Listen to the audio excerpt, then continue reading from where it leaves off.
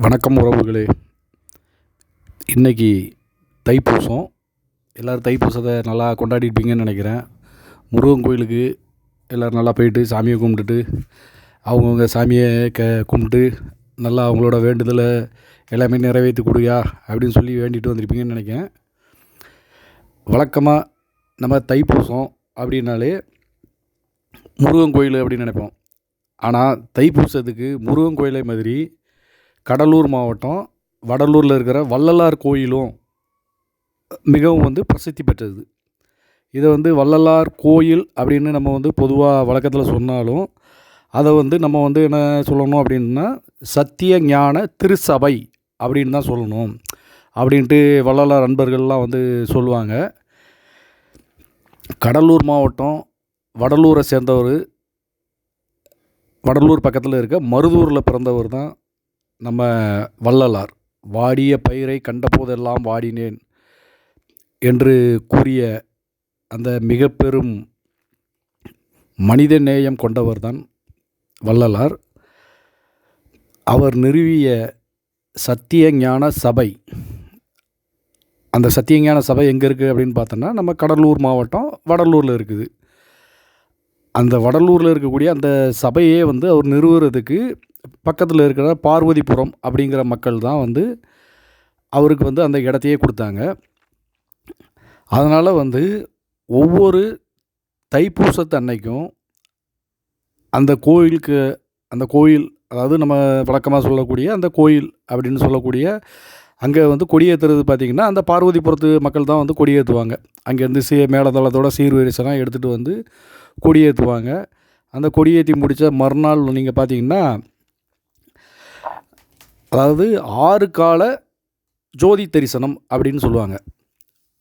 என்னடா அது 6 காலம் அப்படின்னு பார்த்தோம் அப்படின்னு சொன்னோன்னா, கொடியேற்றினதுக்கு மறுநாள் காலையில் 6 மணிக்கு முதல் கால ஜோதி தரிசனம் நடக்கும். வழக்கமாக ஒவ்வொரு மாதமும் வரக்கூடிய, அதாவது தமிழ் மாதத்தில் வரக்கூடிய பூச நட்சத்திரத்தில் 6 திரைகளை விலக்கி ஜோதி தரிசனம் காணப்படும். ஆனால் தை மாதத்தில் மட்டும்தான் அவங்க என்ன செய்வாங்கன்னா 7 திரைகளை விலக்கி ஜோதி தரிசனம் காண்பிப்பாங்க. அதனால் தை மாதத்தில் இப்போ நம்ம நடந்துச்சுல்ல இந்த தை மாதத்தில் நடந்த இந்த ஜோதி தரிசனம் மிகவும் பிரபலமானது. இதை பார்க்குறதுக்கு தான் இப்போ நம்ம பார்க்குறோமே, இந்த காட்சிகளை இப்போ பார்த்துக்கிட்டு இருக்கீங்களா, இவ்வளோ பேர் அந்த வடலூரில் கூடியிருக்கிறாங்க. அது என்னடா இது 7 திரை அப்படின்னு கேட்குறீங்க தானே. அது என்னென்னா ஃபஸ்ட்டு கருப்பு திரையை நீக்குவாங்க. இது எதை குறிக்குது அப்படின்னு சொன்னோன்னா மாயா சக்தி அப்படிங்கிறத குறிக்குது. அடுத்து நீலத்திரையை விளக்குவாங்க. இது கிரியா சக்தியை குறிக்குது. அடுத்து பச்சை திரையை விளக்குவாங்க. இது பராசக்தியை குறிக்குது. அடுத்து சிகப்பு திரை, இது இச்சா சக்தியை குறிக்குது. அடுத்து புன்வண்ண திரை, இது ஞான சக்தியை குறிக்குது. அடுத்தது வெண்மை திரை, இது ஆதிசக்தியை குறிக்குது. இந்த 6 திரைகளும் பார்த்தோம்னா நம்ம வழக்கமாக மற்ற தமிழ் மாதங்களில் வரக்கூடிய இதில் மற்ற நாட்களில் புதுச நாட்களில் இதை பண்ணுவாங்க. ஆனால் இன்றைக்கி, அதாவது இன்றைக்கி அப்படின்னு நம்ம சொல்கிறது தைப்பூசத்தை அன்றைக்கி என்ன பண்ணுவாங்கன்னா 7வது திரையாக கலப்பு திரை அப்படிங்கிற ஒரு திரையை நீக்கி, அது எதை குறிக்குன்னா சிற்சக்தி அப்படிங்கிறத குறிக்குது. இப்படி 7 திரைகளை நீக்கி அதன் பின்னால் இப்போ நம்ம பார்க்குற இந்த ஜோதியை நாம் தரிசிக்க முடியும். எதுக்காக 7 திரையை நம்ம நீக்கணும், ஏன் அது அப்படியே இருக்கக்கூடாதா அப்படிங்கிற கேள்வியெல்லாம் நமக்கு எழும். ஏன்னா நம்ம மனுஷன் தானே, எல்லாருக்கும் அதேமாரி ஒரு கேள்வி எழத்தானே செய்யும். அதுக்கும் வள்ளலார் ஒன்று சொல்லியிருக்காரு. என்ன சொல்கிறாரு அப்படின்னு சொன்னோன்னா, ஒரு மனிதன் தனது வாழ்க்கையில் முன்னேறணும், ஒரு நிம்மதியாக வாழணும் அப்படின்னு சொன்னால் அதுக்கு மனிதன் ஆணவம், மாயை, அப்புறம் கன்மம் அப்படிங்கிற இந்த 3ஐயும் விலக்கி வைத்தாலே அவன் வாழ்க்கையில் முன்னேறலாம், ஜோதி வடிவில் வந்து கடவுளை காணலாம் அப்படிங்கிறத வந்து வள்ளலார் வந்து நமக்கு சொல்லியிருக்கிறாரு. இது ஆணவம். ஆணவம்னா என்ன அப்படின்னு பார்த்தீங்கன்னா, அது நமக்கு எல்லாருக்கும் ஓரளவுக்கு தெரிஞ்சிருக்கும். அப்படி தெரியலனாலும் சொல்கிறேனே. ஆணவம் அப்படிங்கிறது, எல்லாமே நான் தான்டா, என்ன மீறி எதுவும் கிடையாதுடா அப்படின்னு சொல்லிட்டு இந்த தலக்கணத்தோடு பேசுவாங்கள்ல, அது. அப்புறம் என்னைய மீறி எதுவும் நடக்காது அப்படிங்கிறது. இதை வந்து நம்ம வந்து ஆணவம் அப்படின்னு சொல்கிறோம். அடுத்து வந்து மாயை.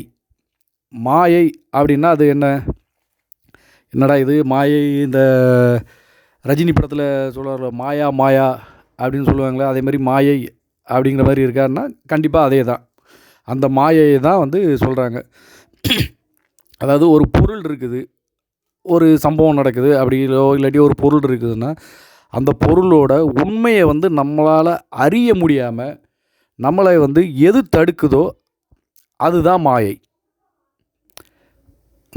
இப்போ புரிஞ்சிருக்குன்னு நினைக்கிறேன். மாயை, அதுதான் மாயை. அதாவது ஒரு உண்மையை வந்து நம்மளால் அறிய முடியாமல் நம்மளை வந்து தடுக்கிறது. இல்லாட்டி நம்ம வந்து இப்போ நீங்கள் ஆன்மீக ரீதியாக பார்த்தீங்கன்னா, நம்ம வந்து இறைவனை நாடி போகும்போது இடையில் வந்து நமக்கு வந்து சில ஒரு சினிமா பார்க்குற மாதிரியோ, இல்லாட்டி வேறு விதத்தில் நம்ம வந்து பொழுதை போக்குற மாதிரியோ நமக்கு வந்து சில நண்பர்கள் வருவாங்க. என்னடா மாப்பிள்ள, அங்கே போய் சாமியை பார்த்து என்ன செய்ய போகிறா, வா நம்ம இங்கே போய் ஒரு ஜாலியாக இருக்கலாம் அப்படின்னு சொல்லுவாங்க. அப்போது வந்து நமக்கு என்ன தோணுது, ஆமாம் அது சாமியை பார்த்து என்னடா செய்ய போகிறோம், இன்றைக்கி அங்கே போனோன்னா ஜாலியாக இருந்துட்டு வரலாமே அப்படின்னு நம்ம நினைக்கிறோம் பார்த்தீங்களா.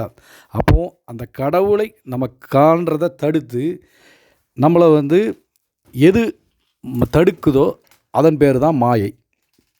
இந்த மாயையை வந்து நம்ம நீக்கணும் அப்படிங்கிறாரு. அப்புறம் வந்து இன்னொரு வார்த்தை கண்மம்.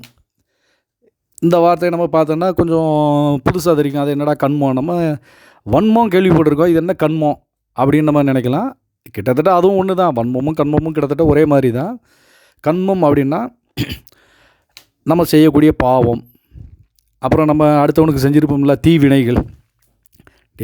நம்மளே போட்டானா இப்போ பாருடா அவனுக்கு என்ன செய்கிறான் அப்படின்னு சொல்லிட்டு நம்ம ஆஃபீஸில் போட்டு கொடுக்குறது, பக்கத்து வீட்டுக்காரன்ட்ட போட்டு கொடுக்குறது, இதே மாதிரி வேலைகள்லாம் செய்கிறோம்ல, இதெல்லாம் வந்து இதே மாதிரி தீவினை. அப்புறம் நம்ம எப்போவுமே வந்து கர்மாவில் வந்து ஒன்று சொல்கிறாங்க, நீ என்ன செஞ்சியோ அது வந்து உனக்கு கண்டிப்பாக திருப்பி கிடைக்கும். என்னடா இது ரொம்ப இதாக இருக்குதுன்னு நினைக்கிறீங்களா? அதுதான் வந்து இந்து மதமே வந்து சொல்லுது, நீ என்ன செஞ்சியோ அது உனக்கு கண்டிப்பாக திருப்பி கிடைக்கும், நீ அதற்கான பலனை வந்து நீ அனுபவிக்கணும் அப்படின்னு சொல்கிறாங்க. அப்படி அந்த பலனை அனுபவிக்கக்கூடிய அந்த பாவங்கள் தீவினைகள் இதே மாதிரி சொல்லக்கூடிய இதுதான் வந்து கண்மம்.